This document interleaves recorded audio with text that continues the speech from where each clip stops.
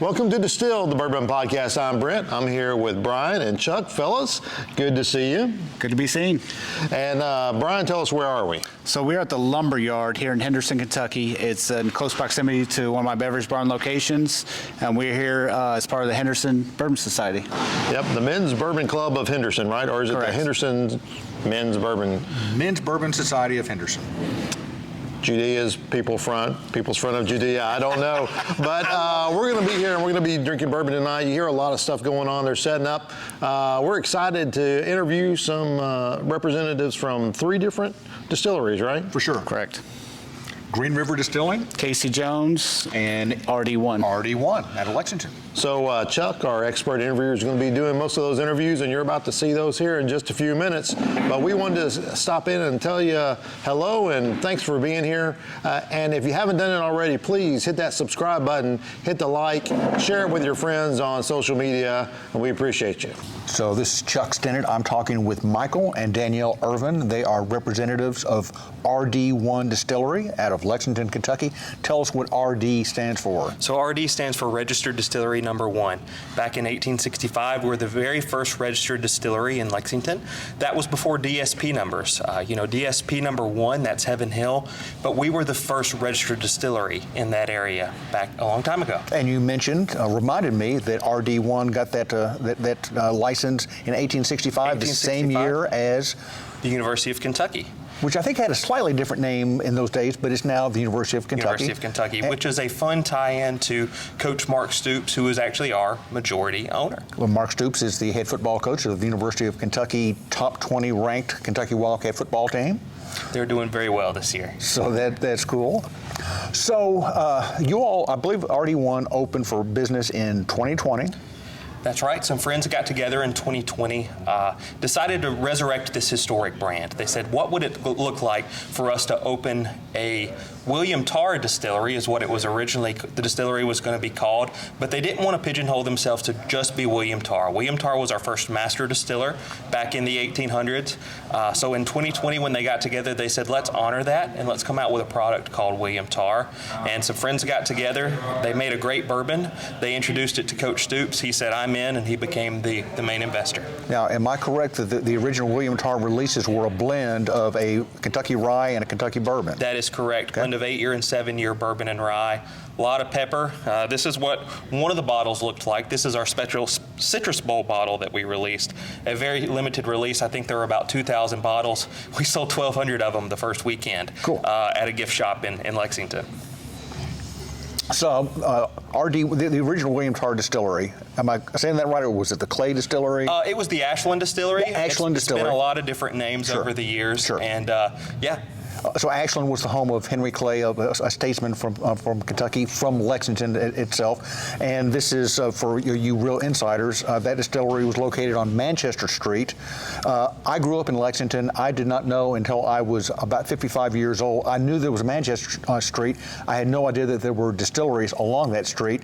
And the old Ashland Distillery and what it later became was in close proximity to the big James E. Pepper Distillery. Yeah, that is correct. And our current gift shop is actually in one of Pepper's old rick houses. So you can come to the Manchester area and spend a whole day. There are 3 distilleries there now. There's 2 breweries, a bunch of restaurants. There's a pizza place. The ice cream shop is my favorite. Ice cream shop that has bourbon in the ice cream, so lots to do there. Gift shop with a lot of bourbon themes and Absolutely. so forth like that. It's just exploded in that area.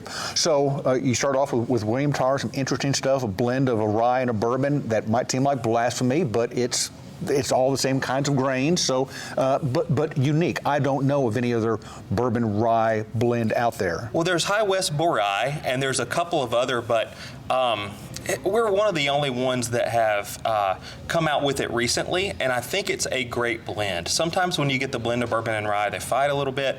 What I love about the William Tarr bottles that we released is It's the best of both worlds. It truly is. And those were a limited release. We got some very special barrels from an undisclosed distillery, and we're never going to make those again. So if you see a William Tarr bottle anywhere, grab it. If they're on the shelf, this is your last chance to get Absolutely. them. Absolutely. And I will say that my favorite thing about the W.M. Tarr bottles is they are the same exact blend of barrels for both of the lower proof, the 96.4, and then the higher proof, the 114 proof. The only difference is the water that they added to proof the 96.4 down. The 96.4 came out more of a rye, and the 114 proof came out as your more quintessential bourbon. Okay. So the 96.4 proof is going to have a little bit more pepper on the notes. It's going to be a little bit spicier. And then you go up to the 114 proof, and it doesn't feel like you're going up in proof because it really tastes so smooth and tastes like a bourbon. So RD1 is transitioning. It has transitioned. Tell us what the product line now. What's the flagship? So the new product is Danielle's holding one of our bottles. That's our new French oak bourbon, but it's our first Kentucky straight bourbon. It is sourced from Green River Distillery, and it's some of their older barrels blended together. It's at least 4 years old, but it's non-age statement. It tastes sophisticated. It tastes like there's some older barrels than that in there, than 4 years old. And so we have a blue label that looks just like this one, except it's blue. That's the Kentucky straight bourbon at 98 proof. What she's holding is the French oak at 101 proof. From the blue Kentucky straight bourbon, you're going to get a lot of baking spices. You're going to get a little bit of citrus in there. You're going to get some nice sweetness. This French oak finishing brought out some dessert characteristics. There's some cocoa. There's some raspberry. I like to tell people it's like a molten lava cake on the finish. Cool. What about on distribution? Where can you get RD1 these days? So RD1 right now is only found in Kentucky. We are hoping in a few weeks we will be in the Indiana market. We are working towards that Indiana market, and then we will work towards some of those larger markets that distilleries like to start with when they distribute. But Kentucky is the only state that you can find RD1 spirits in right now. So we're saying this in the fall of 2022, so things could change? Absolutely.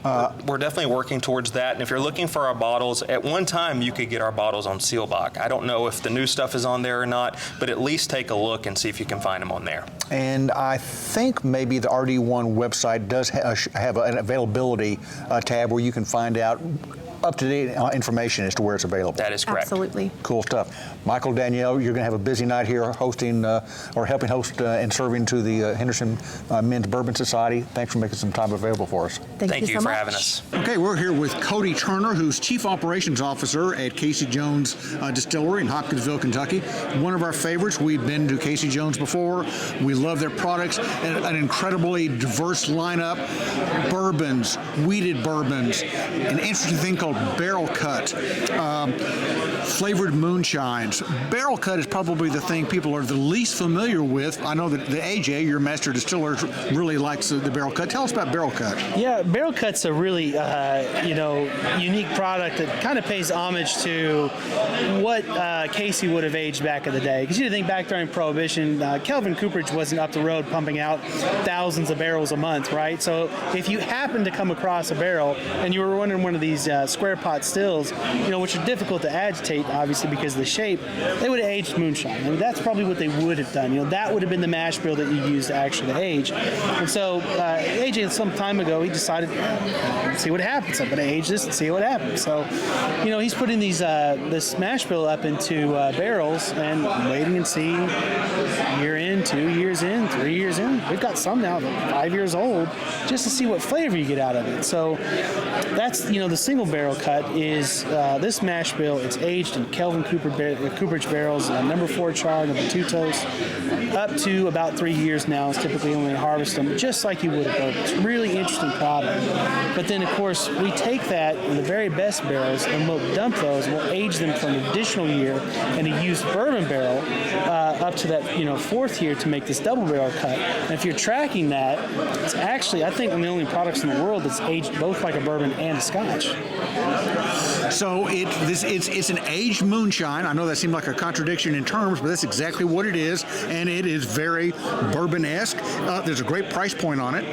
Yeah. So we like to just call it barrel cut. Obviously, moonshine out in the market, it can have kind of a negative connotation to it. Some people hear moonshine like, oh God, I don't want to try that. but you know, with the term barrel cut on it and paying homage to you know, that mash bill and aging it, I think it's a really unique proposition. And like you're saying, it is bourbon-esque in a way. It does take some of those tannins from that barrel like you would with a bourbon mash bill. For sure. But because the corn and cane in it, it has a whole kind of life to it on its own. The single barrel is very palatable, easy drinking. It's caramel and vanilla for days. It's not necessarily complex. It doesn't need to be, right? But then that second aging with the double barrel cut, as it interfaces with that used bourbon barrel, it's interacting with some of that rye that's in that barrel, and it's a whole different life to it. It's got a really complex flavors. It smells of dark fruit, cherry, and actually chocolate, and it finishes in chocolate. It's crazy. So to be clear, you referenced that moonshine is made from corn and cane, meaning corn and sugar. Yes. Do you discuss your moonshine mash bill? Is it half corn, half sugar? What is it? 50% corn, 50% cane. That's okay. all. That's what we'll say. We use yellow dent corn from WF Ware, just down in Trenton. Okay. Have since day one. As far as we understand, Casey himself actually used the same corn back during Prohibition. That's it. Sure, cane. That's it. So, am I correct that your newest product is your wheated bourbon? Well, technically, the newest product would be the Kentucky Straight Rye, which I have the press release written on the website. I haven't published it yet. It's like I've got to finish it up. It's right there. It's a scoop right here, folks. Yeah. So we're doing this in the fall of 2022. So by the time you see this, the rye might be released. Will this be your first rye? It is our first rye. It's actually one of the first products that we're releasing, with a single barrel moniker on it. Okay. So we're not batching this rye. It's coming out, and we might proof it down or whatnot. I can't wait. Yeah, it's really unique. 95.5 is the mash bill. Okay. 5% barley. Yeah. Okay. And the flavor on it's really unique. It's like what I like to think of if you're doing rye in the South, it'd be a little bit sweeter, right? Well, that's our rye. It's sweet rye. That's sweet. Okay. Yeah. That's going for it. It smells like a mulled red apple cider on the nose, and then that translates a bit through the body, and you get this really interesting, like sweet mint sort of eucalyptus finish. It's pretty wild. It's not pepper, not coriander. It's really, really quite palatable. Tasty notes courtesy of Cody. But going back to the wheated, it's interesting to me in a couple of respects. Number one, it's a very high wheat, 35% wheat. Is that right? Yeah, and it's actually a 4-grain mash bill, which is really unique. Talk about it. A split of yellow dent and bloody butcher corn, obviously malted barley and wheat, and bloody butcher corn is a red corn. Is that correct? That's correct. Okay. It's an heirloom red corn. Google it, look up pictures of it. It's pretty wild looking. It really is blood red. Dark purple is the color on it as well, and it's really made a fantastic bourbon. I mean, I think when you pop the cork on that and you let it breathe, it smells of honey and clove a bit on the nose, and then that does translate through the body. The honey mostly. It gets a nice sweet oat flavor, and it finishes so light. It doesn't have any of that rye in it, so there's no spice or heat to it at the end at all. Yeah. So just about as little corn as you can put in, like about 52% corn, I think, about 35% wheat, and then some malted barley. So it's a weeded bourbon. Yeah, and I'd encourage anybody to wants to look at the mash bills. I've been adding those to the website so people can see it. I mean, I'm going to be full disclosure. Which is what we got. This is what we're making. So. And you have a Kentucky Straight bourbon. Yeah, Kentucky Straight. We most of those are right around 2.5, 3 years now. Yep. I think we'll probably have a 4-year next year. So you think it might be bottled in bond or what?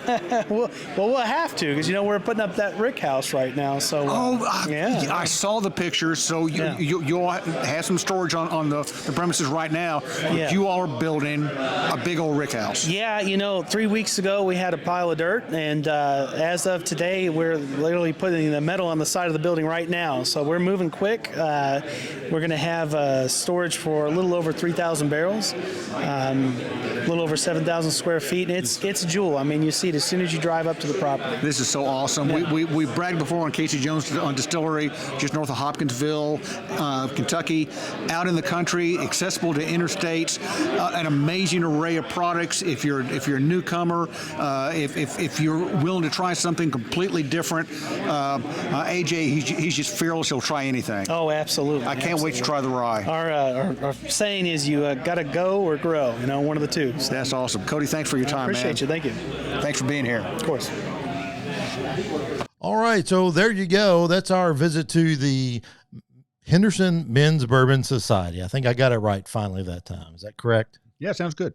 All right. So, Chuck, you did a great job with those interviews. Well done. Thank you.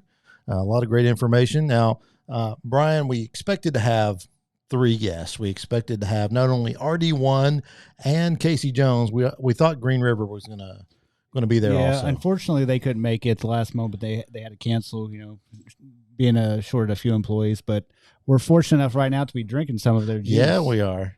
So, I mean, that's going around, right? Employees. It is. Getting the flu and that sort. So, cheers to Green River, and thank you so much to Casey Jones and RD1. Man, those products are just good. I really like that French oak barrel finish on the RD1. Mm-hmm. That was a surprise. I didn't see that one coming. And of course, we all love Casey Jones. Yeah. Did you try the rye again? I only had the wheated from Casey Jones. I thought it was exceptional. Yeah. And I was happy to see the other day their expansion process is really going well. The new rick house. Got a big rick house going up on the property. So it's going up fast, man. All right, so that's our interview with RD1 and Casey Jones. So I think really the only thing left to be said is please drink responsibly.